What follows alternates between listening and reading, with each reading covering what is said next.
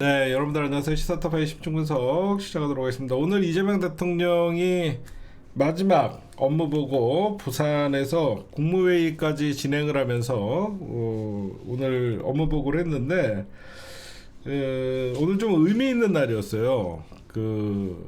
부산의 해양수산부를 이전을 한다 그랬잖아요. 이재명 대통령 임기 이제 6개월 좀 넘어가고 있는데 벌써부터 이제 해양수산부 부산에 옮겨라 라고 얘기를 했는데 오늘 현판이 걸렸습니다. 부산에.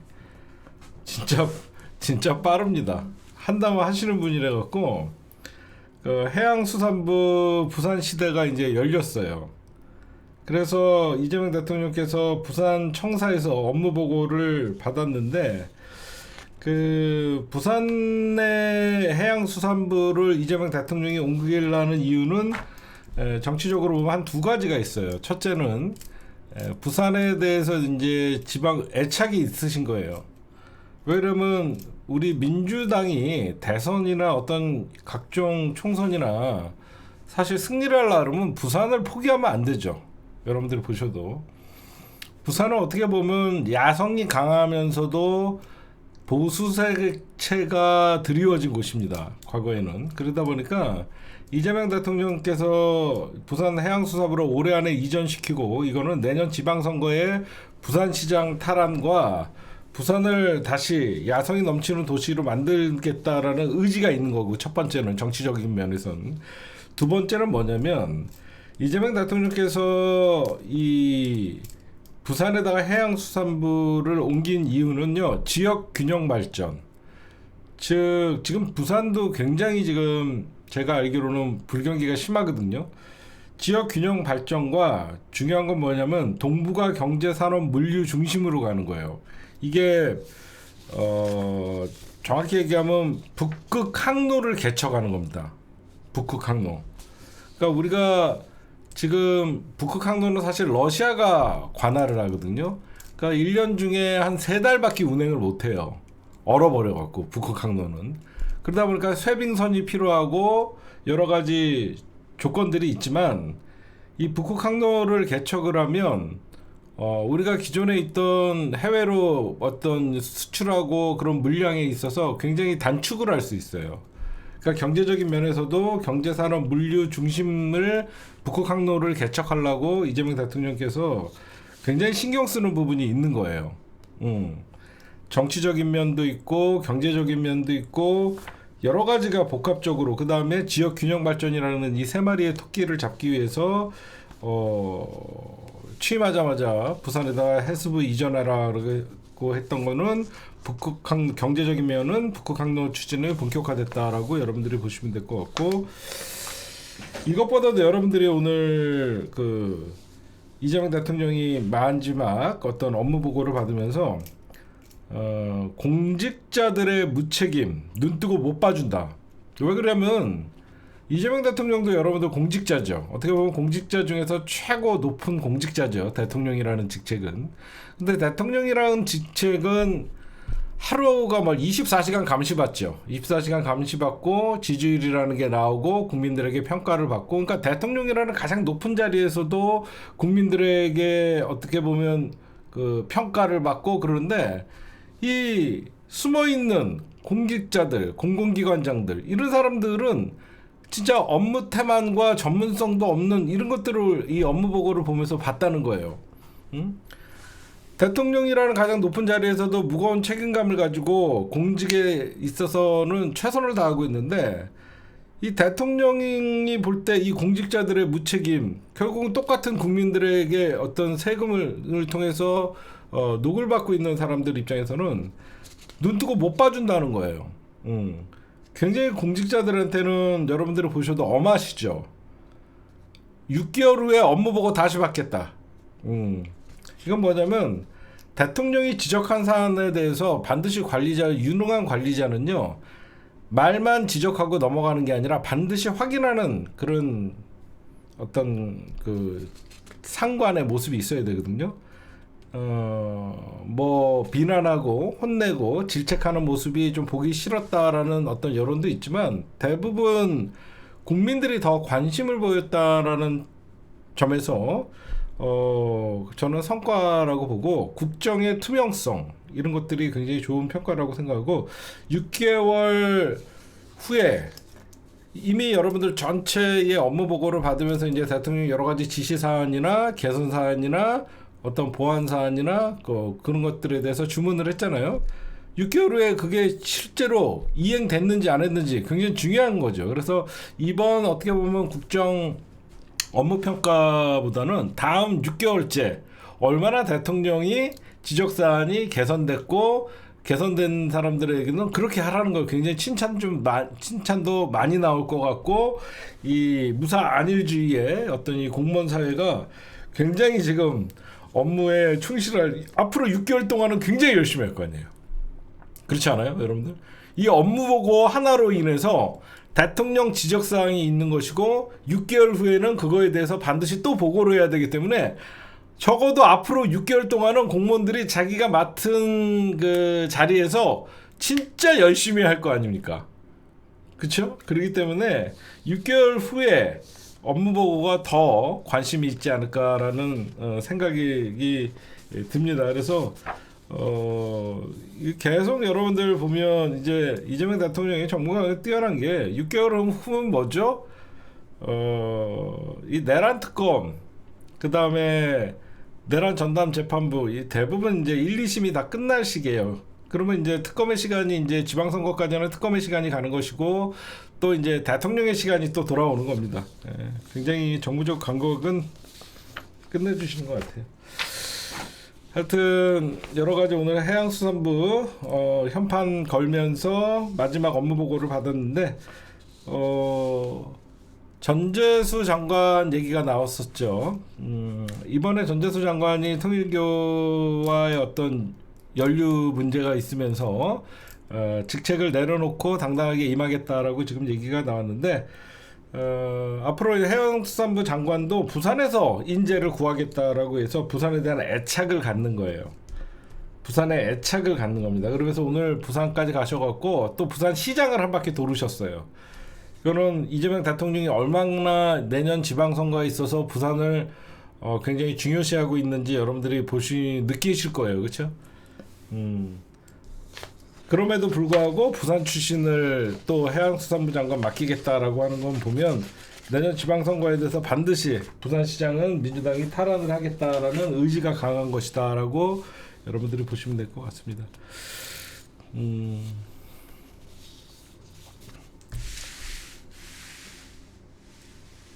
그 다음에 여러분들은 관심 있는 것부터 하죠. 제가 아까 서두에 제가 그 김병기 오늘 그 대한항공 측으로부터 160만 원의 어떤 로얄 스위트 여러 가지 뭐 의혹이나 그리고 뉴스타파에서 연일 어떤 의혹들이 불거지고 있죠. 제가 왜 김병기에 대해서는 웬만하면 얘기를 안 했고 또 김병기 원내대표가 런닝메이트로 뽑은 사람이 문진석입니다. 원내 수석. 그쵸? 제가 왜 김병기를 왜 비판 안 했을까요, 여러분들? 제가 왜 김병기를 비판을 안 했냐면 김병기는 친명이 밀은 거예요. 모두가 친명이지만 김병기 원내대표는 사실상 대통령실에 오다가 있었던 거예요. 그래서 제가 비판을 하지 않아요. 무슨 말씀인지 아시겠죠? 응? 이게 국회의원들끼리 뽑는 선거가 원내대표 선거이기 때문에 집권하자마자 그때는 그 현재 민주당의 의석수나 이런 분포를 보면 친명 정치인들이 대부분이잖아요. 그렇죠? 대부분 다 친명이잖아요. 그러다 보니까 이번에는 김병기를 친명에서 민 거거든요. 그러다 보니까 런닝메이트로 문진석이라는 7인회에 그 원내 수석까지 온 거예요.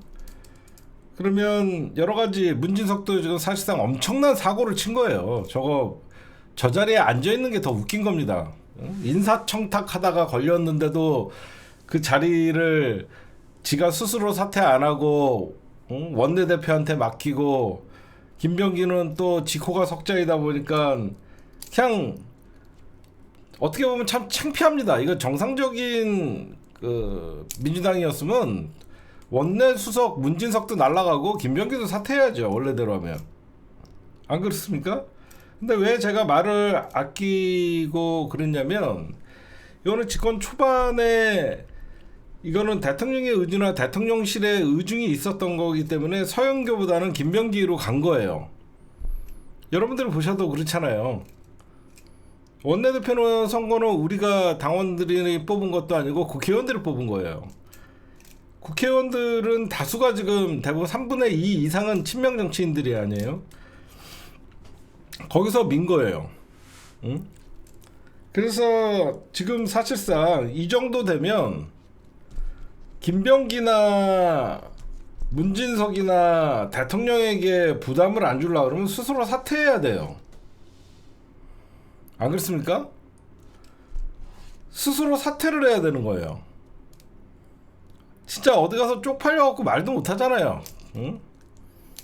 그 지돈으로 그냥 호텔 예약하면 될 거를 그거를 받아갖고 진짜 내 입으로 이런 얘기도 하기 싫습니다.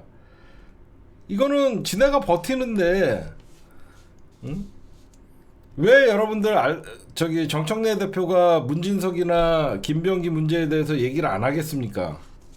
이거는 친명에서 밀었기 때문에 모두가 친명이지만 친명에서 김병기 원내대표를 밀었고 문진석도 밀었기 때문에 정청래 대표가 지금 허구한 날 자기 정치하니 이재명 대통령과 뭐 대립각을 세우니 이런 얘기가 나오는 와중에 당대표로서 문진석 사퇴해라 김병기 결단해라 이런 얘기를 하는 순간 마치 정청래가 친명을 공격하는 것 같은 뉘앙스가 되기 때문에 정청래 대표는 아주 얘기를 안 하는 거예요.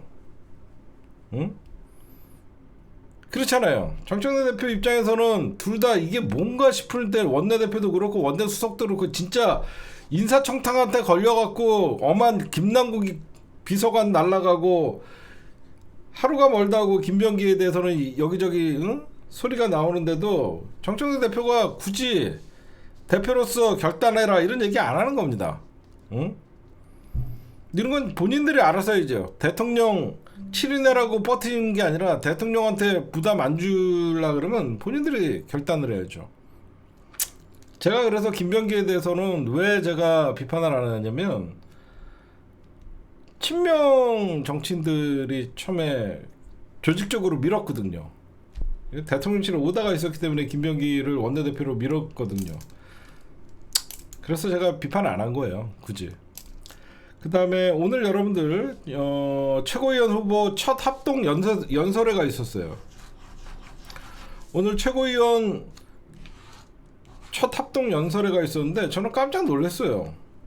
친청이 어디 있고 친명이 어딨냐고. 이거는 야 진짜 여러분들 그럼 정청래 대표가 반명입니까? 누구보다도 친명이 정청래 아니에요? 모두가 지금 다 친명이에요. 여기서 또 찐명이라고 하면서 유동철 같은 인간들, 응? 지 부산에서 컷오프 당했다고, 응? 앙심 품고 올라와갖고 첫 합동 토론회에서, 응? 겉으로는 이재명 말하고 뒤에서는 자기 정치하는 사람이 있다. 아니 무슨 최고위원 도전자가 8개월짜리 최고위원 도전자가 당대표 흔들라고 들어옵니까? 응? 그러면서 여러분들 나는 유동철이라는 이 인간 처음 알았지만 오늘 이런 얘기를 해요. 유동철이라고 쓰고 이재명이라고 읽는데요. 너무 유치해요. 응? 지금 모두가 친명 아닙니까 민주당? 유동철이라고 쓰고 이재명이라고 읽는다고 얘기를 해요. 이런 인간들이 이재명 대통령 가장 힘들게 하는 거예요. 어? 진짜 이재명처럼 말하고 유동철 진짜 나 이런 인간들 유동철이 누군지 알고 계시죠? 더민주 전국혁신위의 공동대표예요. 응? 진짜 나는 제가 생각할 때는 이재명 정부의 성공을 위한다 그러면 이제는 그만 찐명팔이 해야 돼요. 모두가 친명 아닙니까? 어떻게 친명 대 친청의 대결이 됩니까? 응? 정확히 얘기하면요, 이번 최고위원 선거는요, 당원 민주주의인 당원 주권주의를 실현하는 1인 1표제 찬성이냐 반대냐의 싸움이에요. 제 말 맞잖아요. 그쵸? 1인 1표제 찬성하는, 응?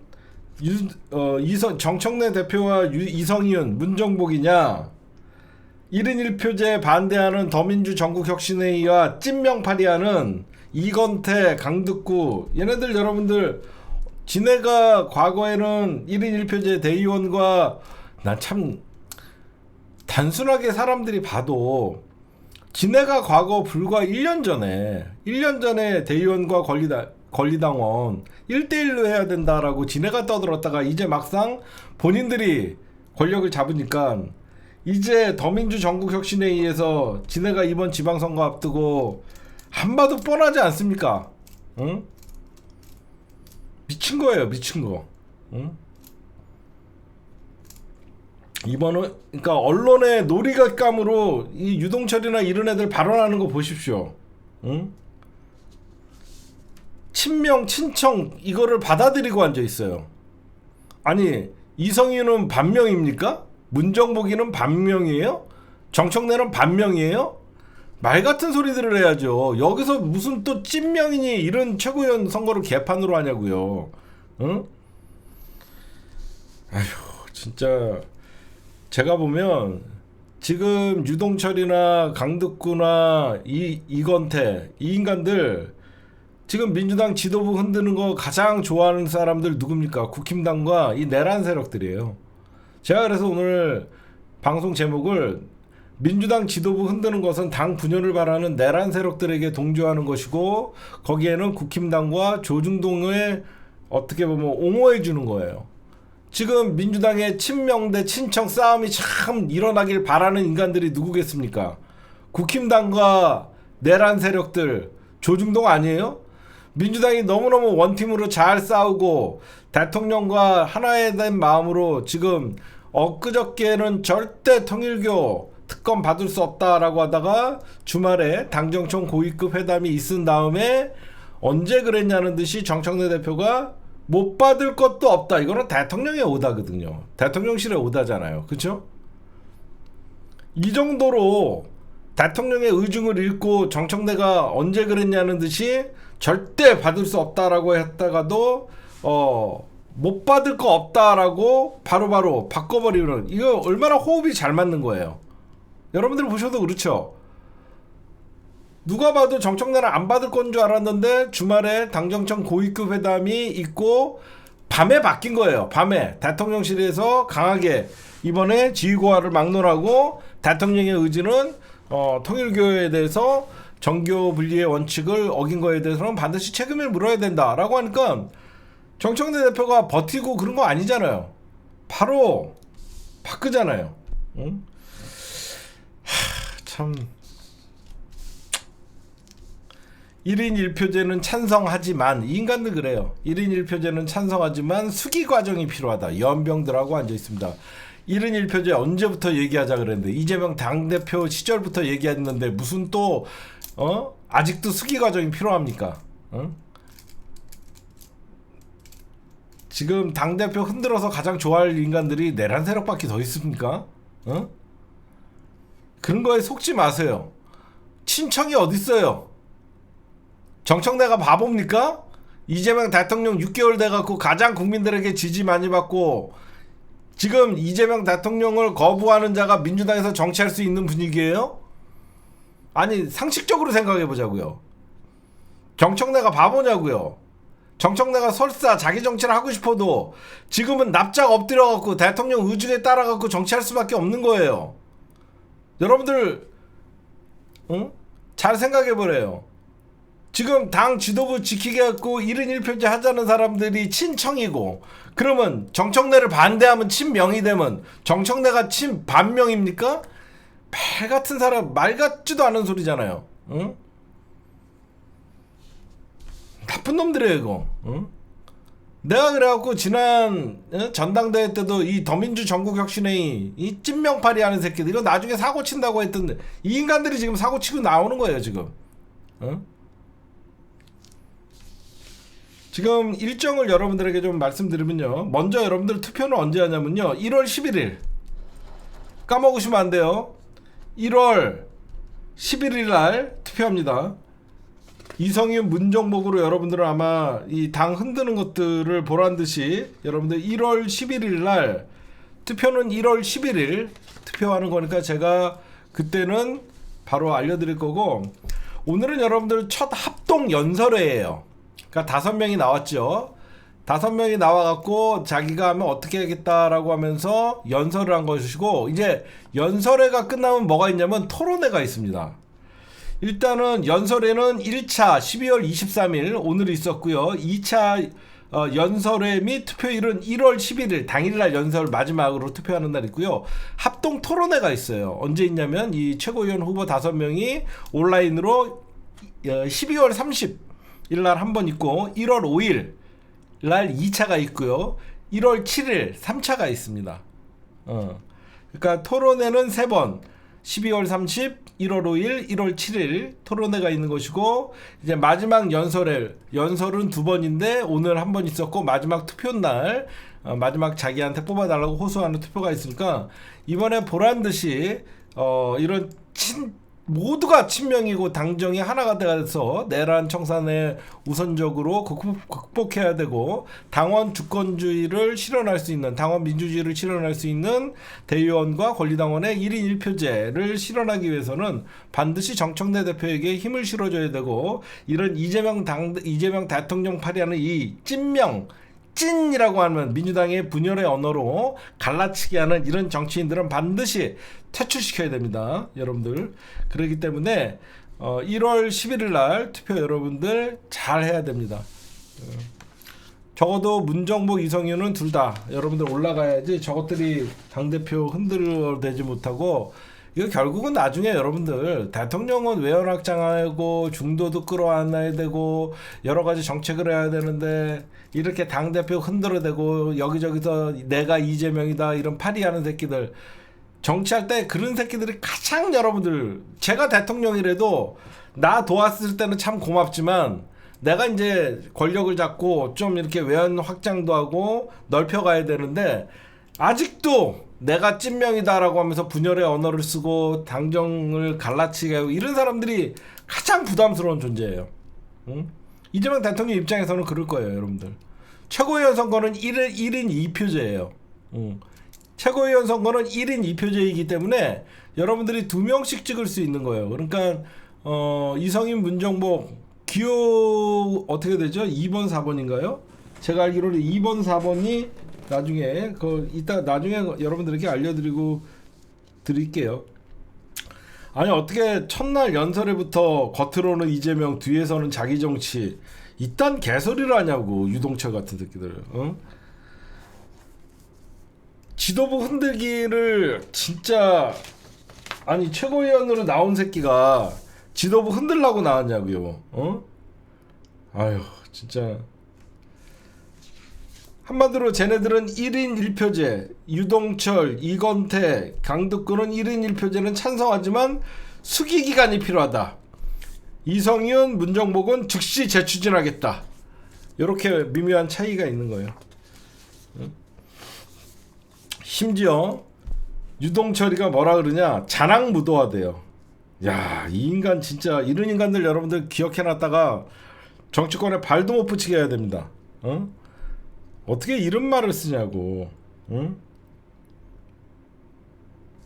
특히 정청래 대표 공약이자 박찬대 공약이자 이재명 당대표 시절에부터 1인 1표제를 한다고 했는데 반대한 사람들 반성하고 당원들께 진심으로 사과해야 돼요. 응? 지금 모두가 친명이죠. 정청래 대표를 응원하는 사람은 지지자들은 반명입니까? 나 하나 여러분들 좀 물어보자고요. 여러분들 반명이라서 정청래 응원합니까? 지금이 당대표 흔들 때냐라는 여러분들의 생각이 지금 정청래 대표에게 힘을 실어주자고 하는 거지. 여러분들, 우리가 정청래 대표에게 힘을 실어주자고 하면서 이재명 대통령을 비판합니까? 말 같지도 않은 소리잖아요. 응? 정신 나간 새끼들이에요 이거. 응?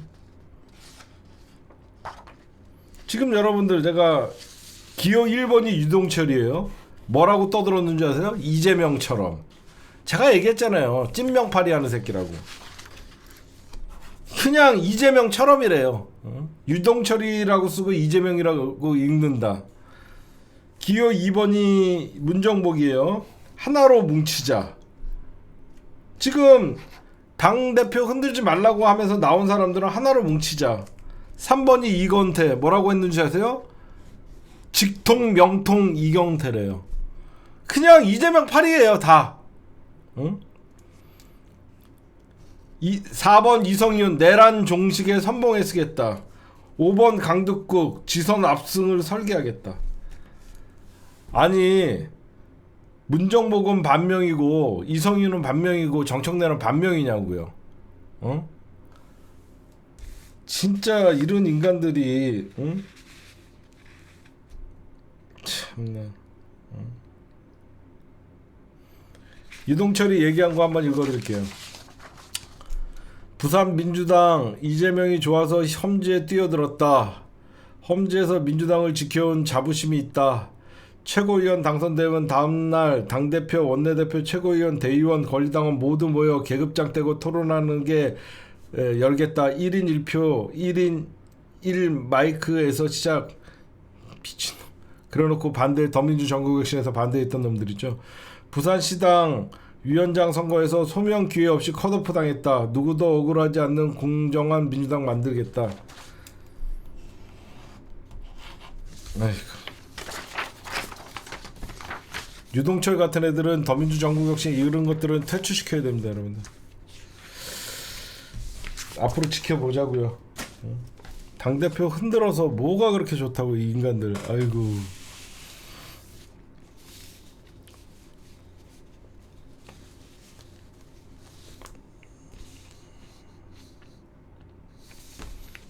저거부터 얘기 좀 할게요. 내란 전담 재판부 얘기 좀 하도록 하겠습니다.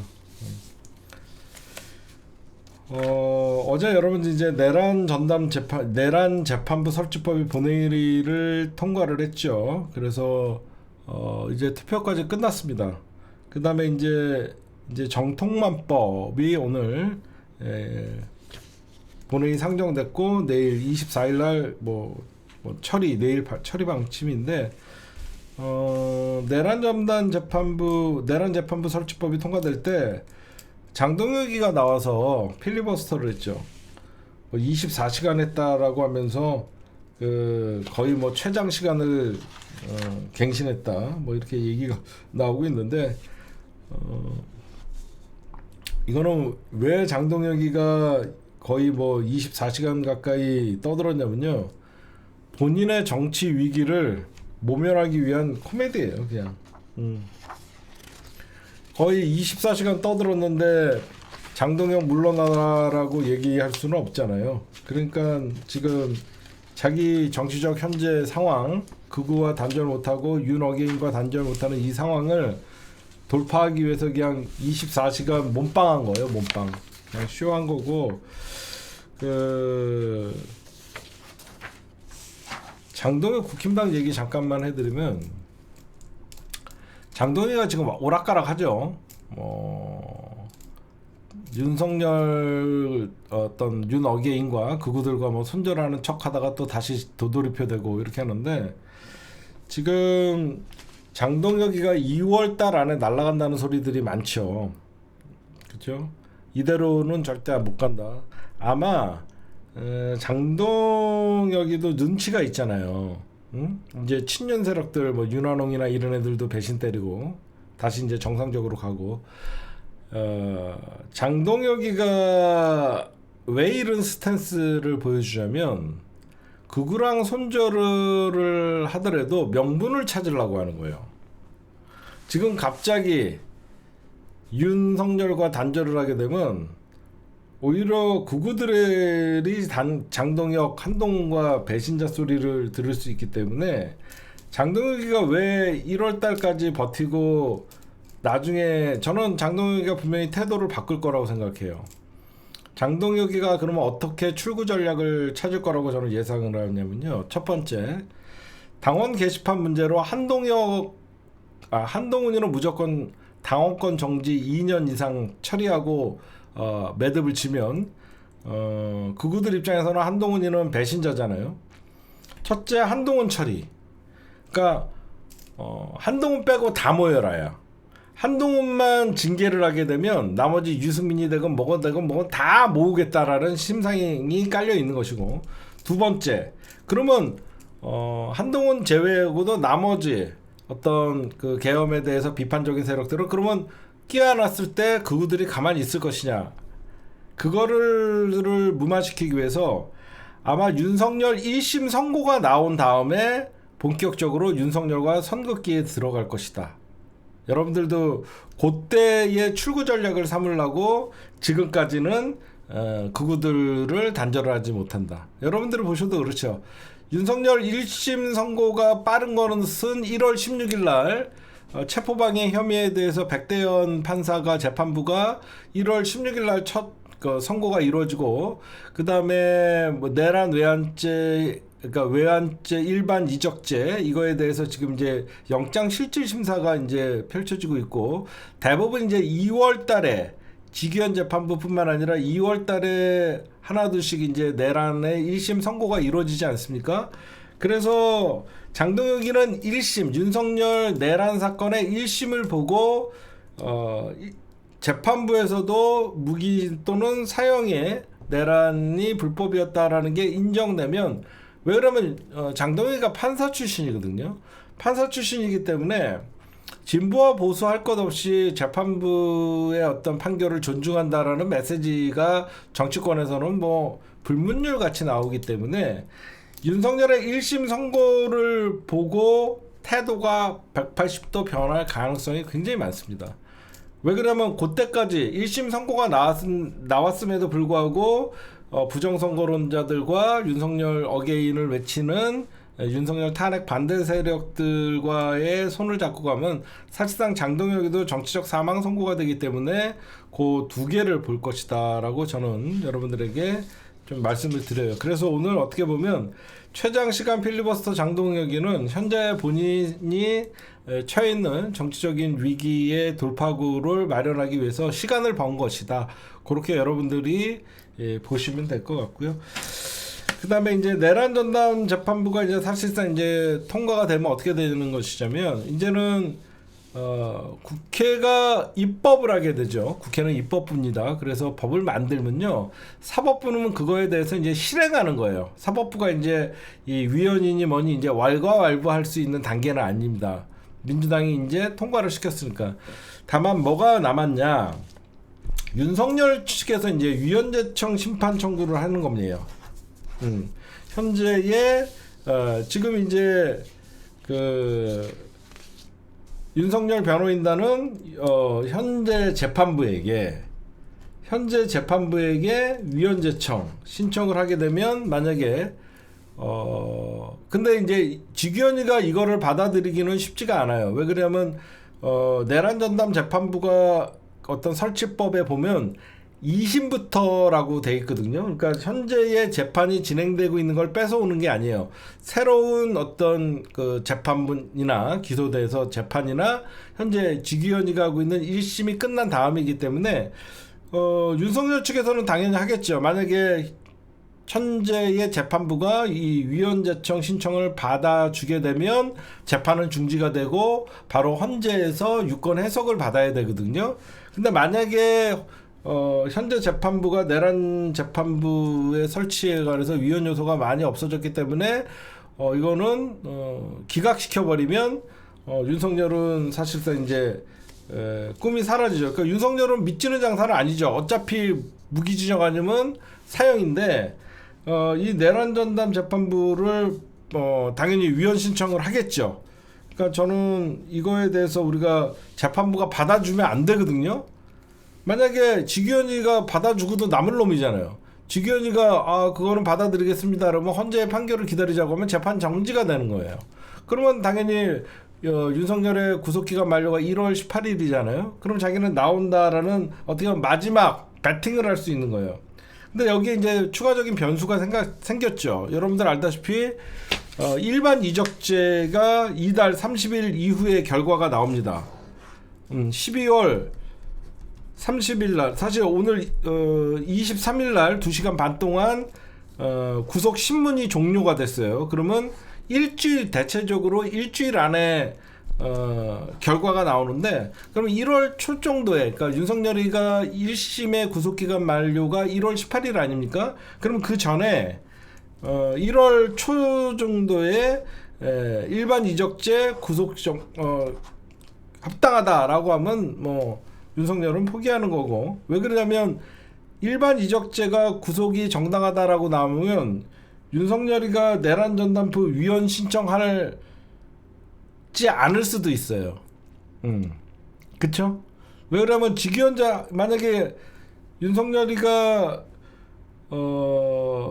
내란 전담프 위헌 신청을 하게 되면 직위원 재판부에 할 거 아닙니까? 그러면 직위원 재판부가 이거를 뭐 받아줘도 딴 사건에 의해서 구속이 돼 있기 때문에 뭐 윤석열이가 빠져나올 수는 없겠죠. 더욱더 안전장치가 뭐냐면 1월 16일 날 백대현 판사가 하는 체포 방해 혐의 있죠. 특수공무집행 방해 있잖아요. 윤석열 체포하러 올라갔을 때 그 윤석열이가 뭐 총 갖고 뭐 해라 이런 것들에 1월 16일 날 선고가 있기 때문에 선고 나오자마자 법정에 즉시 그 사건으로 법정 구속을 시킬 수 있기 때문에 윤석열이가 나오는 건 그렇게 쉽지가 않을 거예요. 일단은 1월 16일 날도 선고가 나오고 백대현 판사도 어떤 체포방해 혐의에 대해서 굉장히 중요하게 보고 있기 때문에 그것도 법정 구속 가능성이 높고 그걸로도 구속이 될 가능성도 많고, 이번에 윤석열이가 일반 이적죄 이것도 이제 30일 이후에 내년에나 결정이 나오면 안전장치들이 있으니까 여러분들이 너무 윤석열 탈옥할 거다라는 걱정을 안 하셔도 될 것 같고, 그 다음에 저는 이제 내란재판부법 이제 통과가 됐어요. 이제 법원으로 이제 이 사건이 이제 들어갑니다. 이제는 법원이 서울고법에서 그리고 서울중앙지법에서 판사 회의를 통해서 내란 전담 재판부를 구성을 하고 이제 판사들에게 모든 권한을 줬어요. 이제는 법원 행정처나 사법부도 이제는 위헌 시비를 걸면 안 됩니다. 어떻게 보면 국회에서 법을 만들어 갖고 사법부는 그 법을 실행하는 곳이에요. 이제는 내란 이 재판 그리고 외환 재판부 이제 법제화가 된 거예요. 이제는 더 이상 무슨 위헌이니 이런 소리를 사법부에서 나오면 안 돼요.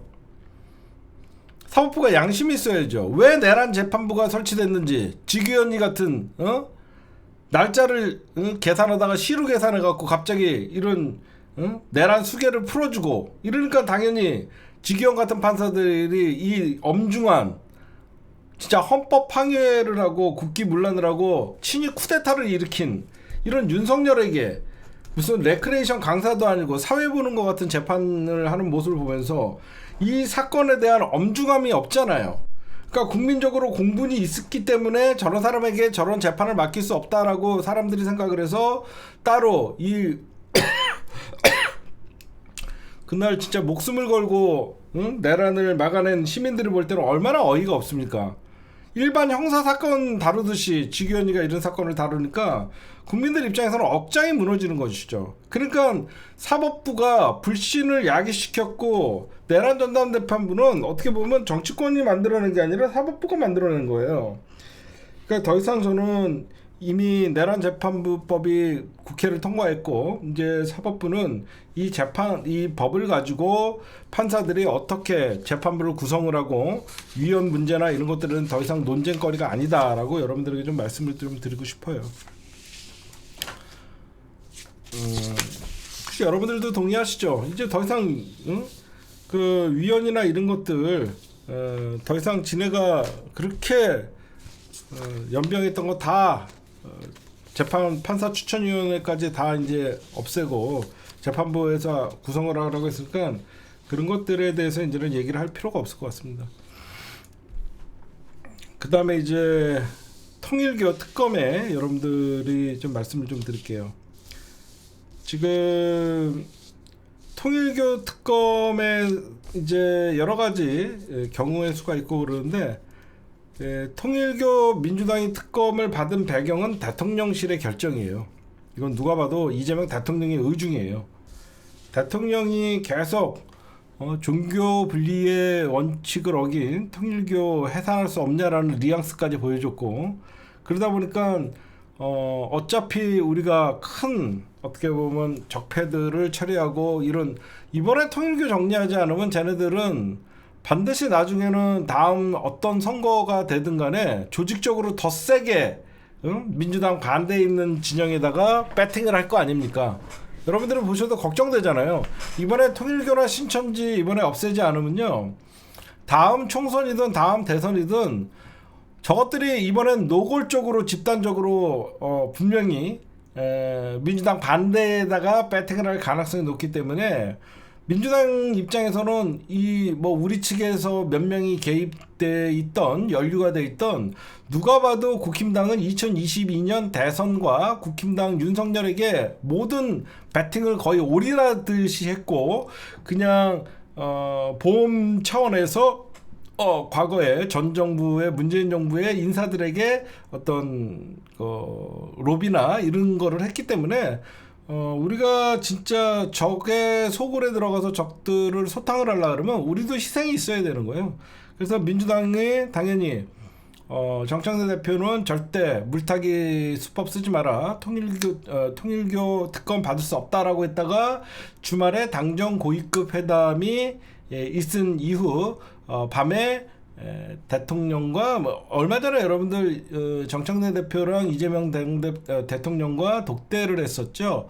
그 이후에 어떻게 보면 물살을 바꿔서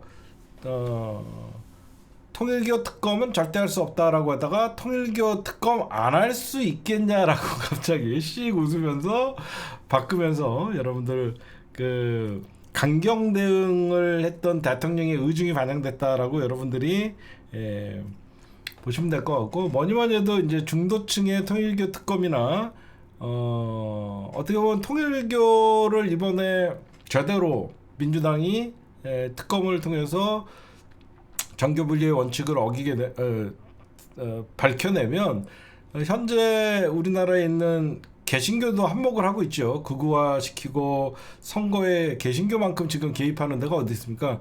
개신교들이 통일교 없애주고 신천지 없애주면 제일 좋아하는 거 아닙니까? 응? 이런 일부 개신교 목사들도 앞으로 조심하라는 뉘앙스가 될 수 있고, 그래서 아마 그 배경에는 통일교 정청래 대표의 발언 중에 통일교 특검할 결심은 대통령실 의중이 있는 것이고, 그러면 제가 어제도 말씀드렸지만 특검 추천권이 이제 달려있죠. 누가 특검을 추천할 것이냐, 이거는 여러분들 알다시피 지금 국힘당과 개혁신당 입장에서는 제3자 특검을 추진하자, 그러니까 뭐 대법원장 또는 대한변호사협회에서 추천을 하자, 이런 식으로 나오는데 결국은 대통령이 뽑아야 되는 거거든요. 특검은 대통령이 임명하게 돼 있습니다. 지금 개혁신당 입장에서는 자기네들이 특검 후보를 추천 또는 왜 제3에게 의뢰를 하겠다, 그건 말이 안 됩니다. 제3자가 특검 후보를, 이거는 정치권 안에서 해결해야 돼요. 그래서 제가 보면 개혁신당, 조국혁신당은 비교섭단체, 지금 민주당이나 국힘당 입장에서는 둘 다 연루가 돼 있기 때문에 특검 후보 추천하는 건 두 정당은 부적절해 보이는 건 맞죠. 그렇기 때문에 비교섭단체 중에서 가장 의석이 많은 조국혁신당은 본인들이 하겠다라고 하고 있는데, 제가 볼 때는 그러면 개혁신당 한 명 추천하고 조국혁신당 한 명 추천해갖고 대통령이 임명하면 될 것 같아요. 제가 보면. 그렇지 않아요? 아니, 개혁신당도 추천하라 그러고 조국혁신당도 추천하라 그래서 대통령이 결국은 2명 중에 1명 뽑는 거니까 저는 그렇게 하는 게 가장 합리적이지 않을까. 저는 그러면 되잖아요, 그렇죠? 그럼 개혁신당도 너희들도 추천해라. 국힘당이랑 민주당은 빠지겠다.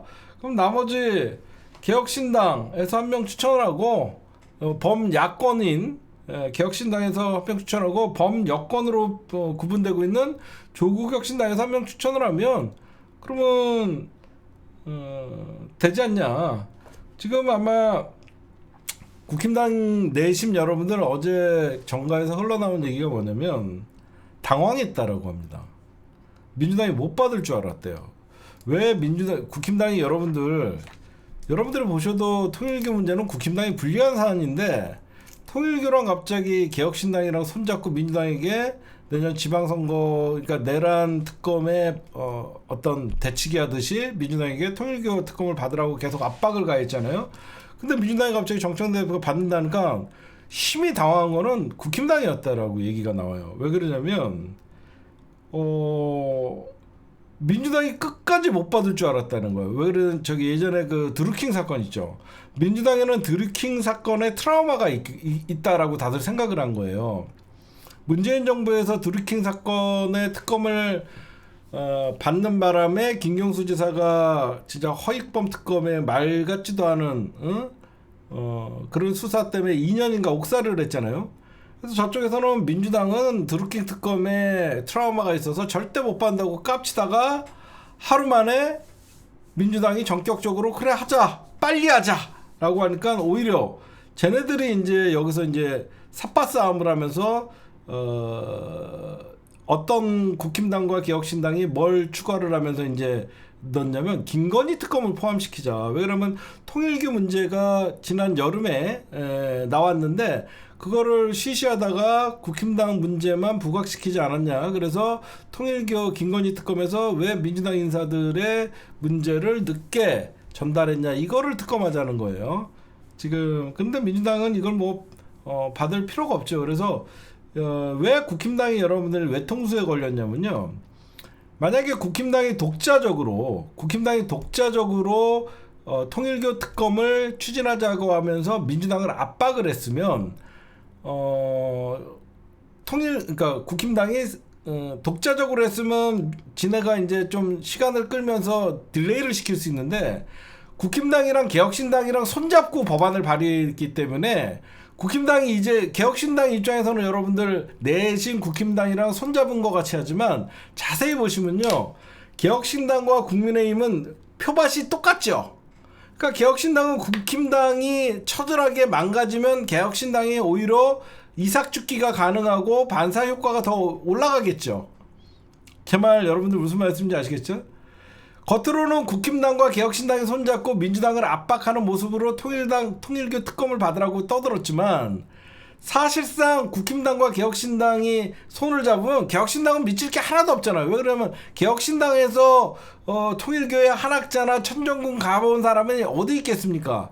전부 민주당 압박력으로 국힘당이 개혁신당의 손을 잡았는데 민주당이 덥석 그래 하자라고 하니까 개혁신당은 좋다라고 하면서 계속 밀어붙일 기세고 국힘당은 여기서 발을 빼고 싶은 거예요 지금. 그렇잖아. 민주당이 덥석 받아버리니까 이제 국힘당은 오히려 뭐가 있나 싶어갖고 발을 빼고 싶은데 개혁신당이 같이 공동 발의를 했기 때문에 발을 뺄 수가 없는 거예요. 여러분들 보셔도 개혁신당 입장에서는 민주당이 망가지든 국힘당이 망가지든 소수 야당의 입장에서는 굉장히 정치적 이득을 볼 수, 특히 이 사건의 특검을 하게 될 경우에는 국힘당이 거의 90% 이상의 여러 가지 특검의 대상이 될 수밖에 없기 때문에 사실상 개혁신당 입장에서는 이 특검 법안에 있어서 오히려 적극적으로 협상에 나설 거로 보여집니다. 그래서 결국 민주당, 국힘당은 다 빠지고 나중에 제가 볼 때는 조국혁신당이 한 명 추천을 하고 개혁신당이 한 명 추천해갖고 대통령이 한 명 뽑는 걸로 하면 제가 보면 뭐 그거는 무난하게 될 것 같은데 3자 추천 이거는 민주당이 받지 않아요.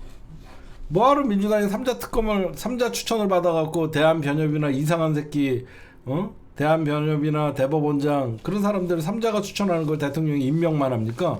적어도 한 명씩 임명해갖고 대통령이 고를 수 있는 그런 구도를 만드는 게 낫죠. 이게 왜 크냐면요, 통일교 특검도 여러분들 특검 후보자는 3자인 뭐 법원 행정처장, 천대엽 뭐 이런 천대엽이 2명을 추천하도록 국힘당과 개혁신당을 만들었는데, 특검 규모도 특검보가 4명과 80명 이내의 수사관, 그 다음에 100명의 그 다음에 어떤 파견 직원, 그리고 3달, 그 다음에 30일씩 2번 연장, 그러면 준비기간 20일, 수사기간 90일, 연장 60일 하면 170일이에요 최장. 이것도 거의 통일교 특검도 내년 지방선거 내내 통일교 특검, 그 다음에 제2 종합특검 같이 이루어질 것이다 라고 보시면 될 것 같아요. 이거는 이재명 대통령이 의중이, 그리고 여당 지지층 중도 여론, 민주당이 굳이 여기저기서 드러나오는 거 보면 민주당이 통일교 특검을 뺄 일이 없죠. 누가 봐도 이거는 국힘당이 더 불리하고 더 곤란한 입장이에요. 왜 그러면 지네가 정권을 잡고 있었잖아요. 지금 민주당 이재명 대통령과 그 측근들이 통일교랑 연관되어 있는 사건은 거의 없거든요. 이재명 대통령 입장에서는 안 받을 이유가 없는 것입니다. 그 다음에 내일 여러분들 표결이 예상되고 있는 허위 조작 정보 유통금지 정보통신망법 개정안 본회의 상정 24일 표결, 이게 오늘 가짜뉴스가 좀 나왔어요. 이재명 대통령이 빼라는데 정청래가 강행했다. 이게 무슨 말이냐면 마치 정청래가 대통령 뜻을 거스르는 것처럼 이 재래식 언론들이 흘렸는데요.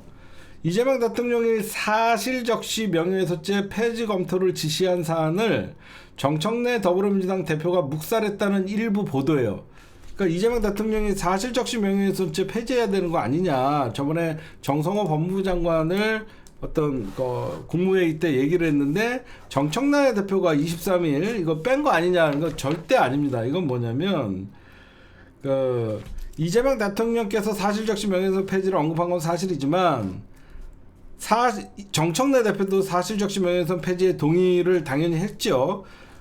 근데 과방위 안에는 사실적시 명예훼손 폐지와 친고죄로 전환에 명시되어 있으나 법사위 단계에서 이게 어떤 반대로 뭐 사생활은 제외하자, 사생활 사실적시는 빼자라고 하면서 거기서 조금 삭제가 되면서 이번에 좀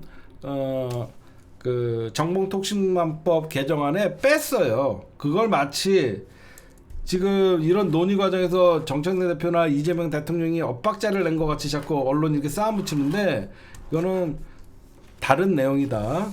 법사위 과정에서 수정안이 돼서 이거는 잘못된 것이다. 대통령이 빼라는데 뭐 말 같지도 않은 거다.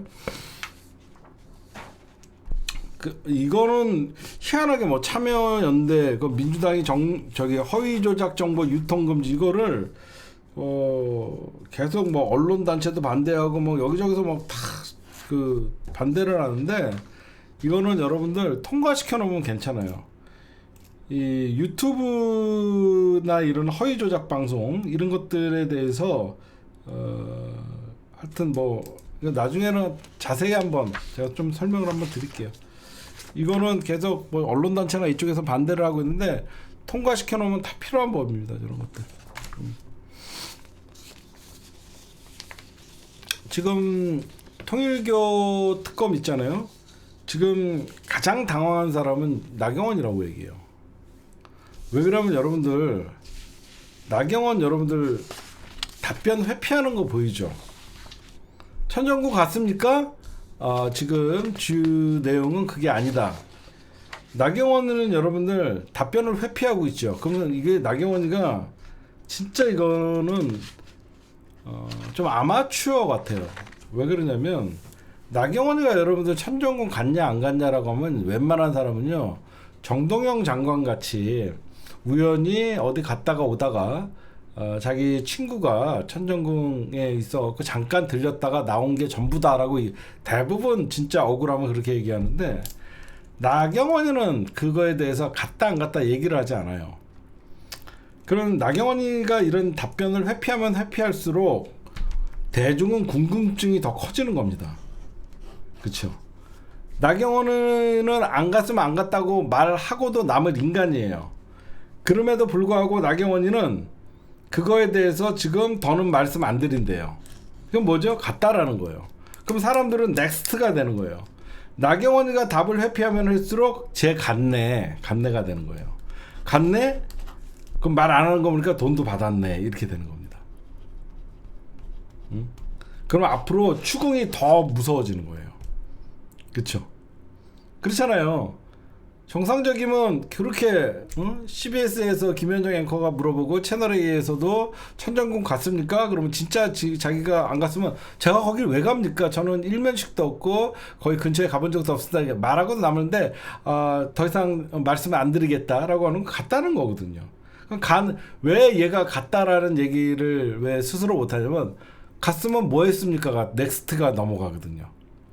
제 말 무슨 말인지 아시겠어요?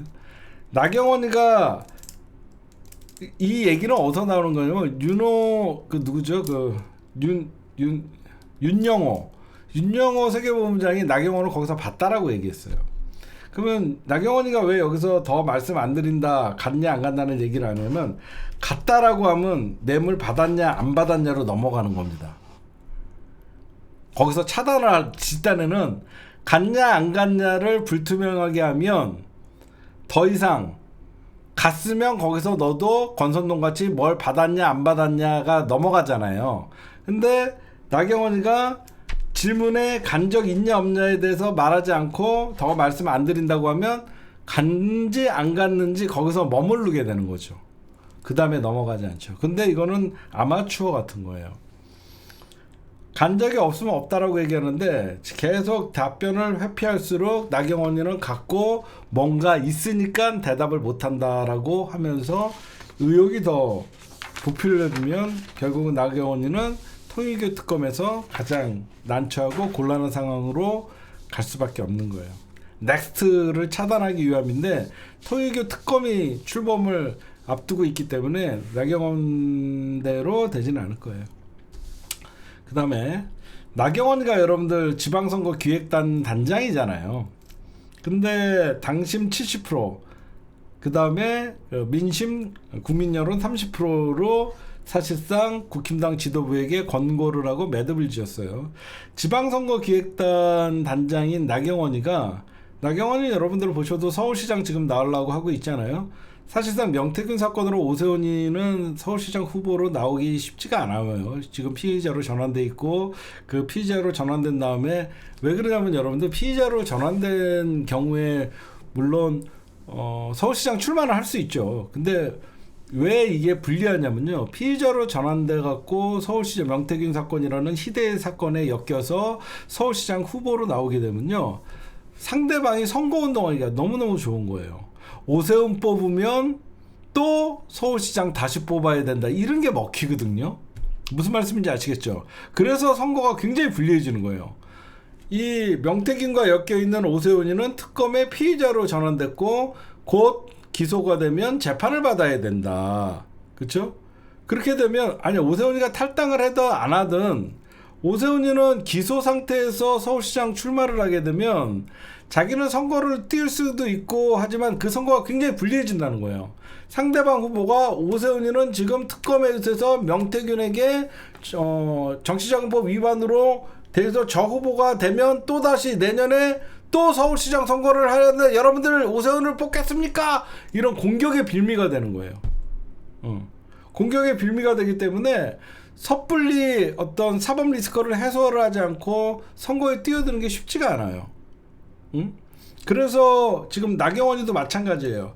나경원이도 지금 이 통일교 문제에 대해서 어떻게든지 자기가 갔다 뭐 했다라고 엮이게 되면 특검에서 조사를 할 수가 있기 때문에 절대 넥스트로 넘기지 않는 거예요. 그래서 나경원이 같은 경우에는 다행히 옛날에 빠루 사건도 피선거권 박탈이 안 돼 있기 때문에 지방선거 기획단 지가 서울시장 나오려고 지가 서울시장 나오려고 그러는 나경원이가 지방선거 기획단인데 당연히 여러분들 오히려 지금 같은 국힘당 출신의 대통령이 탄핵당하고 이런 국민들의 여론이 안 좋을 때는 오히려 당심을 뭐 30% 반영을 하고 그 다음에 민심을 70% 반영을 하면서 당에 변모하는 모습을 보여줘야 되는데 오히려 당심 70, 그 다음에 그 민심 30 이렇게 권고로 이거는 장동혁 지도부에게 사실상 폭탄 돌리기 한 거예요. 만약에 나경원이가 지방선거 기획단인데 현재의 당심 70을 50대 50으로 바꾸는 거를 장동혁 지도부에 권고를 하게 되면 여러분들 지금 국힘당의 당심 70이 지방선거 기획에서 권고로 돼 있는 건 뭐냐면요, 한동훈 세력들 배척하기 위함이에요. 한동훈이가 현재 장동혁이나 그구들보다는 대중적인 보수라고 생각하는 사람들에게는 민심에서는 한동훈이가 앞서기 때문에 그 한동훈 방지를 하기 위해서 당심 70%로 적용을 했는데 현행을 유지하겠다는 거예요. 그리고 지방선거 기획단은 권고를, 그러니까 최종적으로 국힘당의 지방선거 룰이 세팅이 되려 그러면 민주당 같이 최고위원회를 거쳐서 당무위원회, 중앙위원회를 거쳐야 되는 과정이 있는 거예요. 지방선거 기획은 기획만 한 거예요. 이런 식으로 하는 게 어떠냐라고 하면서 사실상 장동혁 지도부에 넘긴 거예요. 그러니까 여러분들은 최종 결정은 최고위 공천관리위원회로 넘어가는 것이고 이게 어떻게 될지 봐야 되는데 한간에 들리는 소리는 하여튼 한동훈만 이번에 당원 게시판 문제로 한동훈 제끼고 나머지는 모두 끌어안겠다. 윤석열 1심이 판결 나오면 현재 국힘당 지선 전략은 그렇게 가고 있어요. 장동희가 지가 살라 그러면 한동훈이는 제끼면서 구구들에게 배신자 척결했다라는, 그래도 장동혁이가 소심을 다했다. 자기가 소신껏 했다라는 얘기를 들으면서 그구들을 한동훈을 처단하면서 그구들에게 인기를 얻고 1심 판결이 난 다음에는 이렇게 나왔기 때문에 이재명 정부와 싸우기 위해서는 모두가 연대를 해야 된다라고 하면서 이제 한동훈을 날리면서 그구를 달래고 1심 판결 이후에는 그구와는 선긋기하면서 모든 사람들을 연대를 하려고 하는 그런 게 보입니다. 그 다음에 결국은 당심 70%를 장동혁에게 권고했다라는 것은 결국 서울시장 경선의 변수를 지가 만든 거예요. 그러면서 공은 장동혁에게 떠넘긴 거고. 왜 그러면 나경원이가 50대 50으로 만들면 그구들이 가장 반대하죠. 그러면 나경원이가 굳이 오세훈과 잘못하면 그 당내 경선을 붙을 수도 있는데 그구들을 지금 국힘당의 주류가 된 그구들을 자극을 해서 굳이 50대 50으로 만들 필요가 없기 때문에 그냥 기존에 있던 70%를 장동혁에게 넘긴 거예요. 그렇게 보시면 될 것 같고,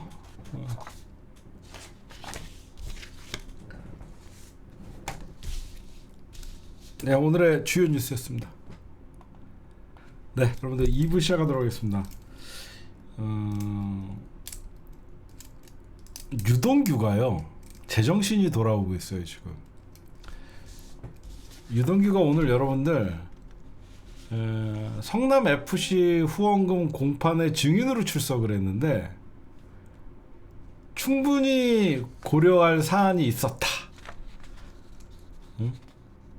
그 당시에 성남FC가 재정이 안 좋아서 당연히 고용창출, 주거수용, 그리고 성남FC 후원금 대가냐 그거 하는 건 그건 추측이다.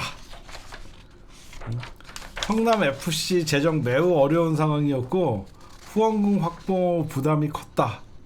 용도 변경해 준 거 아니냐, 지금 검찰이 성남FC의 후원을 받고 용도 변경해 준 거 아니냐, 그거는 추측이다. 제정신이 돌아오고 있나 봐요. 그 다음에 더욱더 놀라운 거, 대장동 개발 안 했으면 성남시는 10원도 못 가져갔을 것이다. 이거 이재명 대통령이 얘기했던 거 아니에요? 네? 원래 민간 독식 구조를 막고 성남에 수천억 원 규모의 재원을 확보했다. 이거 이재명 대통령이 얘기한 건데 유동규가 제정신이 돌아왔나 봐요. 응? 대장동 개발 안 했으면 성남시 10원도 못 갖고 왔다. 이거 민간이 독식을 하는 건데 공공재정에 성남이 오히려 의미 있는 성과다라고 주장을 했어요. 그래서 성남시 등 대장동 개발로 수익 재정 부담이 완화됐고 시민을 위한 정책 재원을 마련할 수 있었다. 대장동 사업 자체를 실패나 비리로만 규정하는 것은 사실과 다르다. 그 다음에 더욱더 앞으로 여러분들 대장동 사건 재밌는 게 남욱 변호사가 증인으로 출석하는 다음 공판은 1월 20일. 지금 하여튼 이제 윤석열 정부에서는 완전 극우들이랑 모여갖고 연병을 하더니 이제 제정신이 돌아오고 있나봐요. 그 다음에 건진법사 전성배 징역 5년 구형됐죠. 권력의 기생의 사익 추구를 했다. 이거는 특검이 5년을 때렸다는 것은 이거 여러분들 건진법사 재판장이 누군지 아세요? 이진관 판사예요. 건진법사도 적어도 실형 한 2년은 살 것 같아요 보니까. 징역 5년을 선고하고 2억 8,070만 원의 추징금을 했는데 지금 판사가 이진관이에요. 현재 그런 상황이고, 그 다음에 지금 돌아보니까 우리가 여러분들 내란이 12월 3일날 일어났었잖아요. 그때가 화요일이었나요? 지금 생각해보니까 화요일인가 목요일인가 그랬죠. 12월 3일이 화요일인가 목요일인가 그랬을까? 평일이었어요. 근데 여러분들 그때 이런 얘기 있었죠. 주말에 했으면 계엄 해제 못했을 것이다. 그쵸? 화요일이었죠. 근데 의원들이 오히려 화요일날은 전부 국회 주변이나 여의도에 있었는데 주말에 만약에 계엄을 선포했으면 전부 자기 지역구에 내려가갖고 계엄 해제를 못했을 것이다. 그래갖고 우리가 처음에 이거를 멍청하다 이런 식으로 얘기했잖아요. 근데 지금 생각해보면 화요일에 계엄했던 게 오히려 더 소름 돋아요. 전부 그랬잖아. 주말에 했으면 의원들이 150명 모이기 힘들었을 거다. 왜 그러냐면 얘네들이 12월 3일 화요일날 계엄을 선포한 게, 여러분들 이거는 친위 쿠데타잖아요. 친위 쿠데타는 사실 실패할 수가 없어요. 친위 쿠데타는 사실 이걸 실패하기가 더 어려운 거예요. 이건 어떻게 보면 윤석열의 불법적인 명령을 거부한 어떤 군인들이나 이런 사람들에 의해서, 사실 그 당시에 707이 국회에 들어가고 국회의원들 다 끄집어냈으면 못하거든요. 근데 이런 게 있더라고요. 뭐가 있냐, 오히려 윤석열을 말 잘 들었고 707이 움직였으면 국회의원들 다 잡아버릴 수 있었다는 거야. 진짜로 더 섬뜩한 거야. 오히려 윤석열이랑 김용현이는 진짜로 노상현 수첩에 있는 것 같이 국회의원들 다 도망갈 수가 있잖아. 만약에 주말에 계엄을 선포해버리면 국회의원들이 다 도망갈 수가 있잖아. 그거를 방지하려고 오히려 국회의원들이 가장 많이 모여 있을 때 국회에다가 그래서 군을 투입했다라는 거야. 더 섬뜩하죠. 우리는 단순하게 의원들이 국회만 가면 계엄 해제가 될 거라고 생각했지만, 얘네들은 의원들이 국회로 모이면 707 같은 대테러 부대가 가갖고 다 끄집어내갖고 다 체포해버릴 수 있다라는 생각을 한 거라고 보니까. 그렇잖아요. 지금 생각해보니까 주말에 계엄을 선포해버리면 다 도망가버리면 오히려 전국이 혼란스럽고 못 잡을 수가 있잖아. 근데 모아놓고 잡아버리려고 그랬던 거야 지금 보니까.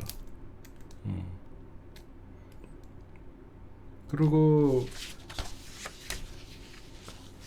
김건희가, 저는 이번 내란 특검은 실패라고 봅니다, 개인적으로.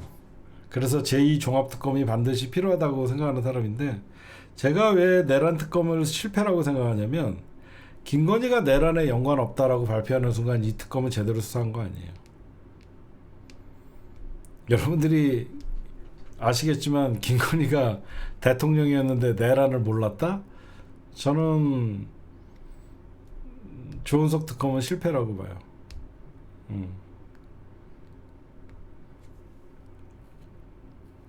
아니 김건희가 최종 보스지. 무슨 뭐 나는 계획이 많았는데 당신 때문에 실패했어. 이거 말 같지도 않은 소리고. 저는 그래서 제2종합특검에서는 반드시 놓치고 있는 것들 밝혀야 된다라고 생각해요. 김건희가 뭐를, 그리고 여러분들 김건희가 그날 성형외과 뭐하러 갑니까? 굳이 알리바이, 응? 에휴 참.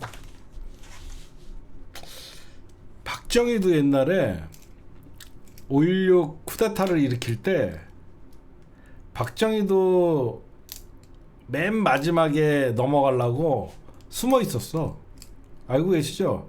박정희도 한강 밖에 숨어 있다가 5.16이 성공했다는 소리 듣고 넘어갔던 놈이에요. 응? 에휴.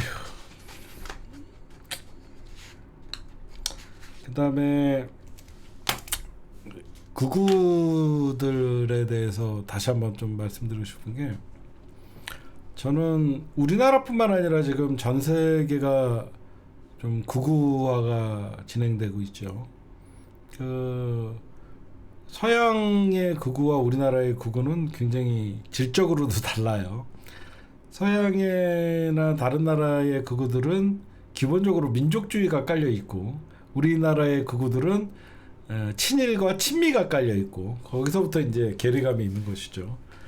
그러면 서양이나 미국이나 이런 극우가 대중화돼가는 게 가장 위험하다고 제가 계속 우리나라도 말씀을 드리는데, 이 극우화가 시작되는 것은 신자유주의 시대와 맞물려 있는 거예요.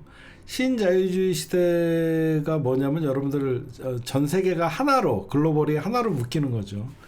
그러니까 여러분들 신자유주의 시대가 되면서 여러분들 1980년대 후반이랑 90년대 초반에 사회주의 국가들, 소련과 중국이, 소련이 무너지고 중국은 사실 시장을 개방을 하잖아요. 그러면서 여러분들 어떻게 되죠? 거대 서구 유럽과 미국의 자본들이 뭐죠? 값싼 노동 시장을 찾아갖고 자본이 이동된 거예요. 그러니까 서구 진영이 무너지고, 그러면서 이제 세계가 이제 신냉전 체제 뭐 이런 것들, 그러니까 냉전 체제가 붕괴가 되면서 그러니까 동서가 이제 왕복이 시작되면서 이제 미국의 어떤 자본주의들은 더 싼 임금을 찾기 위해서 사실상 그 동남아 이쪽으로 이제 점점점 이동을 하게 된 거죠. 그러면서 이제 미국이 그 사실 제조업이나 이런 게 붕괴가 되면서 금융업이 됐고, 그러다가 이제 그 신자유주의 시대의 병폐가 소득의 양극화가 되면서 미국에 일자리가 없으니까 이제 트럼프가 그 틈을 노리고 들어와서 미국이 다시 위대한 미국을 만든다고 하면서 전 세계의 어떤 돈들을 관세나 이런 걸로 자기 나라에 공장을 짓게 하면서 다시 뭐 제조업을 부활시킨다, 이런 얘기들이 나오잖아요.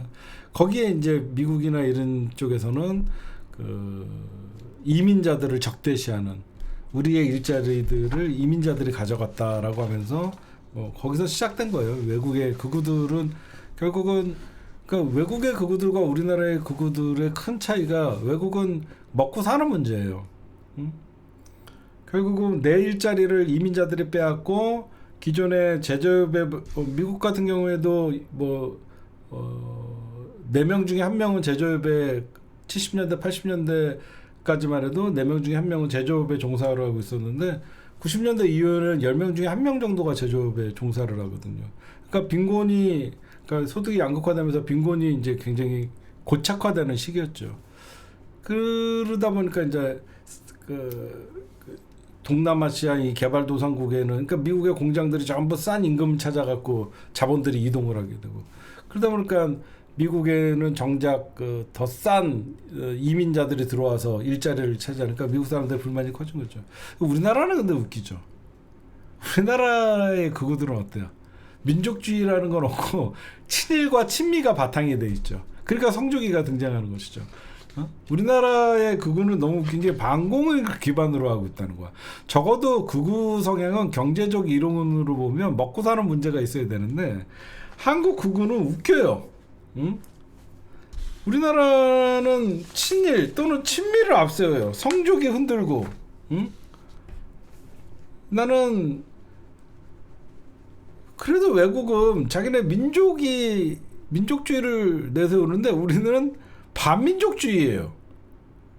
극우가 아니에요. 그래서 저번에 그 누구죠? 그 황연필 누구죠? 내 이름도 그분도 우리나라는 극우가 아니라 그래요. 저는 반사회적 인간들이라고 생각해요. 반사회적 인간들. 그 다음에 두 번째 우리나라 극우들이 이제 점점 청년 남성들이 붙었잖아요. 그러니까 청년 남성들이 불이익을 당한다. 그러니까 남성 피해자 담론이 젠더 현상으로 번지면서 그 20대 남성들의 어떤 반감이 폭발했다. 그래서 막 이런 것들을 있는데 이거는 제가 보면 남자들 20대 남자들이 그거가 되는 거 가장 큰 거 중에 하나가 뭐냐면 징병제도예요. 왜 우리만 군대 가냐 여기서 시작하는 거예요. 그러니까 딴 거 아니에요. 우리나라의 20대의 극우화는 젠더 이슈가 부각되면서 남자들은 군대를 가잖아요. 근데 예전에는 당연히 우리가 그걸 당연시했는데 거기서부터 자기네들이 남자들은 군대를 가면서 잃어버린 인연 뭐 이런 얘기를 하면서 거기서 이제 선동되고 그랬던 것이고, 그 다음에 우리나라의 극우는 더욱더 웃긴 게 여러분들이 말씀드렸던 일부 개신교들 사랑제일교회 정광훈이나 통일교 신천지 같은 다양한 종교 집단에서 이제 그 영향을 미쳐갖고 이 보수라고 하는 자들이 여기에 의존할 수밖에 없는 뭐 그렇게 된 것 같아요 보니까. 외국인, 이민 반대, 강한 여성 차별 의식과 부정선거 음모론. 그러니까 우리나라 극우는 정치권과 굉장히 밀접하게 연관이 돼 있어요. 근데 외국의 극우들은 사실 경제적인 면이 많잖아요, 그렇죠? 일자리 문제나 민족주의나 이런 쪽에 많이 연관되는데 우리나라의 극우는 정치적으로 굉장히 연관이 많이 돼 있는 것 같아요. 그래서 정치권이 결국은 세대 갈라치기, 이준석 같은 인간들, 세대 갈라치기, 지역 갈라치기, 뭐 이런 것들이 결국은 정치권의 갈라치기가 종교적으로 일부 기독교로 파고들고 일부 사이비 종교들까지 파고들면서 우리나라의 극우 같지 않은 극우, 그러니까 반사회적 인간들의 어떤 모습들인 것 같아요. 그래서 저는 정치권이 반성을 해야 된다고 생각해요.